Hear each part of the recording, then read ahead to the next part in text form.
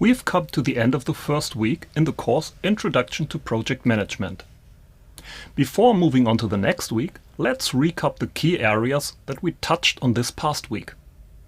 We introduced the concepts of project management and discussed how this can be applied in almost any setting across diverse roles and activities. We characterized some of the elements that are common to projects and considered whether you may have previously undertaken activities that could have been run as a project or have one on your hands right now.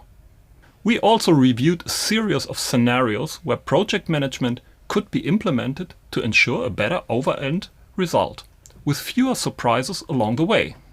I am always faced with interesting questions from the students I teach, and I would like to share some of these with you. The first is around the difference between project sponsors and project owners. The simple answer is that a project sponsor is a person that gives permission for or approve a project that needs to be completed.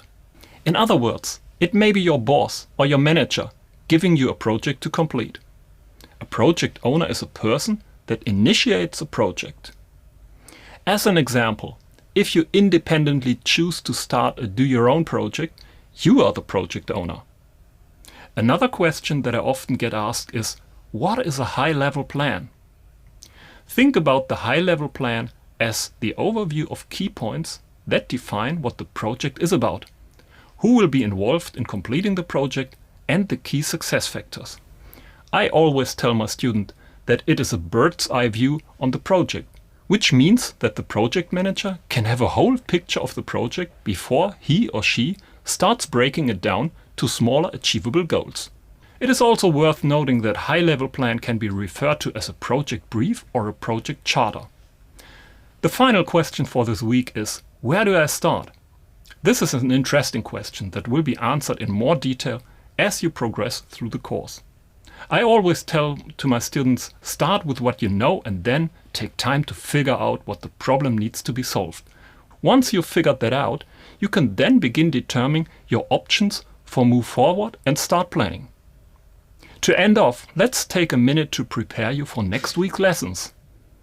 Week 2 is the beginning of the project management lifecycle, which is also known as the initiation phase of the process. The key questions we will be answering next week are: what is my project? What is the project problem? And what do I need to solve? Am I doing the right project? And what are my options? Remember to use the forum to full advantage by involving yourself in the discussion. See you next week.